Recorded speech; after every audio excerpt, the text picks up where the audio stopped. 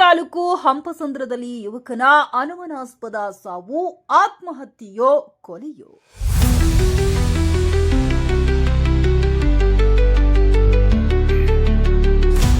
ಅಕ್ರಮ ಸಂಬಂಧದ ಕಿಚ್ಚು, ಪತ್ನಿಗಾಗಿ ಸೋಫಾ ಕೊಡಿಸದಿದ್ದಕ್ಕೆ ಜಗಳ, ಪ್ರಿಯತಮಿಯ ಮನೆಯಲ್ಲೇ ಯುವಕ ಬೆಂಕಿಗೆ ಬಲಿ. ಪ್ರಿಯತಮಿ ಮತ್ತು ಆಕೆಯ ಗಂಡನೇ ಪೆಟ್ರೋಲ್ ಸುರಿದು ಕೊಂದಿದ್ದಾರೆಂದು ಪೋಷಕರಿಂದ ಗಂಭೀರ ಆರೋಪ.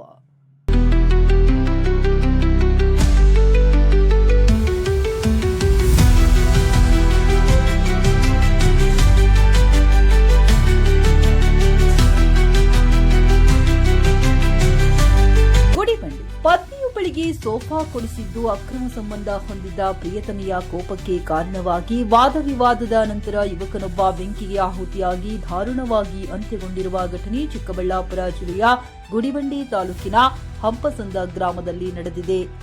ಮೃತಪಟ್ಟ ಯುವಕನನ್ನು ಗಗನ್ ಶಂಕರ್ 27 ವರ್ಷ ಎಂದು ಗುರುತಿಸಲಾಗಿದೆ. ವರದಿಗಳ ಪ್ರಕಾರ ಗಗನ್ ಶಂಕರ್ ತನ್ನ ಪತ್ನಿಗಾಗಿ ಇತ್ತೀಚೆಗೆ ಸೋಫಾವೊಂದನ್ನು ಖರೀದಿಸಿದ್ದ. ಇದರಿಂದ ಕೆರಳಿದ ಆತನ ಪ್ರಿಯತಮಿ ಆಕ್ಷೇಪ ವ್ಯಕ್ತಪಡಿಸಿ ಗಗನ ಶಂಕರ್ನನ್ನು ತನ್ನ ಮನೆಗೆ ಕರೆಸಿಕೊಂಡಿದ್ದಾಳೆ. ಈ ವೇಳೆ ಇಬ್ಬರ ನಡುವೆ ಮಾತಿಗೆ ಮಾತು ಬೆಳೆದು ದೊಡ್ಡ ಗಲಾಟೆ ಉಂಟಾಗಿದೆ ಎನ್ನಲಾಗಿದೆ. ಗಲಾಟೆಯ ಭರದಲ್ಲಿ ಗಗನ್ ಶಂಕರ್ ಬೆಂಕಿಗೆ ಆಹುತಿಯಾಗಿದ್ದು, ಗಂಭೀರವಾಗಿ ಸುಟ್ಟು ಕರಕಲಾಗಿದ್ದ ಕೂಡಲೇ ಆತನನ್ನ ಬೆಂಗಳೂರಿನ ವಿಕ್ಟೋರಿಯಾ ಆಸ್ಪತ್ರೆಗೆ ದಾಖಲಿಸಲಾಗಿತ್ತು. ಆದರೆ ಚಿಕಿತ್ಸೆ ಫಲಕಾರಿಯಾಗದೆ ಗಗನ್ ಶಂಕರ್ ಅಲ್ಲಿಗೆ ಕೊನೆ ಉಸಿರೆಳೆದಿದ್ದಾರೆ.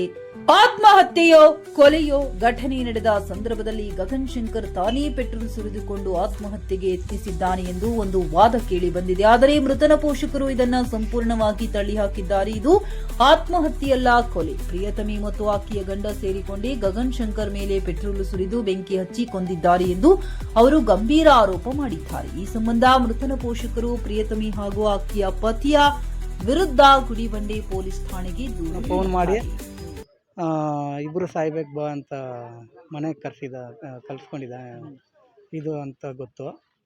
ಇವನು ಪೆಟ್ರೋಲ್ ಎತ್ಕೊಂಡೋಗಿ ಆ ಹುಡುಗಿನ ಹಾಕ್ದನ ಇವನೇ ಅಂದ್ಕೊಂಡ, ಅದು ನಮ್ಗೆ ಗೊತ್ತಿಲ್ಲ. ಆ ಹುಡುಗಿ ಇವಾಗ ಅವ್ನು ಡೆತ್ ಆಗಿದ್ದಾನೆ ಅಂತ ಗೊತ್ತಾದ್ರೆ ಮನೆಯಲ್ಲಿ ಅವರೇ ಟಿ ವಿ ಗ್ಲಾಸು ಎಲ್ಲ ಅವರೇ ಇದು ಮಾಡಿಕೊಂಡು ಇವು ಹೆಂಗಸರು ಮಾಡಿದ್ದಾರೆ.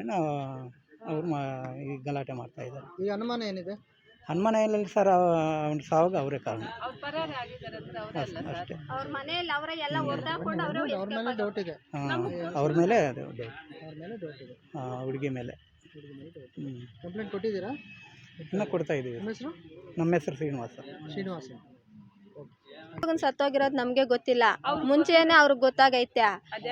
ಎಲ್ಲ ಹೊಡೆದಾಕೊಂಡವ್ರೆ ಮನೆಯಲ್ಲೇ, ಕಿಟಕಿಗಳು ಎಲ್ಲ ಹೊಡೆದಾಕೊಂಡು ಮನೆಯಲ್ಲೇ ಗಾಡಿ ಹತ್ಕೊಂಡು ಹಿಂಗೆ ಹೆಂಡ್ತಿನ ಬಂದು ಗೇಟ್ ಮೇಲೆ ಹತ್ಸ್ಬಿಟ್ಟು ನೀನು ಹೊರಡು ಅಂತ ಹೇಳಿಬಿಟ್ಟು ಇವನು ಗಾಡಿ ಹಾಕೊಂಡು ಹಿಂಗೆ ಪರಾರಿ ಆಗವನೆ ಸರ್. ಎಲ್ಲ ಅವರೇ ಹೊಡೆದಾಕೊಂಡು ನಮ್ಮ ಮೇಲೆ ಬರಲಿ ಅಂತ ಹೊಲ್ಟೋಗವ್ರೆ.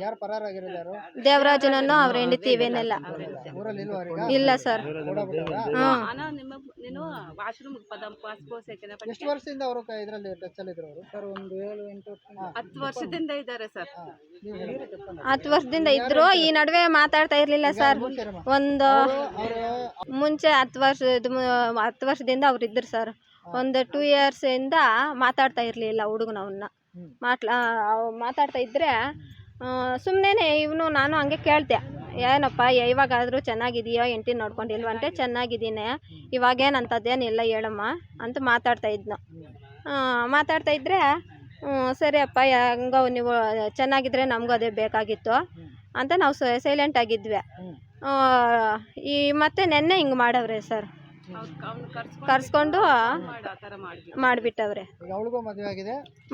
ಮದುವೆ ಆಗಿದೆ, ಅವಳಿಗೂ 2 ಗಂಡು ಮಕ್ಳಿದ್ದಾರೆ, ಗಂಡನೂ ಇದ್ದಾನೆ ಸರ್. ಹ್ಞೂ ಸರ್, ಅವರೇ ಸರ್. ಮನೆ ಹತ್ರ ಬೆನ್ನೆಲ್ಲನೂ ದೇವರಾಜ್ ಸರ್. ಹಾಂ, ಅವ್ರ ಮನೆಯಲ್ಲಿ ಎಲ್ಲ ಸುಟ್ಟೋಗಿರೋ ಬಟ್ಟೆಗೂ ಸಹ ಅವ್ರ ಮನೆ ಮುಂದೆನೇ ಐತೆ ಸರ್.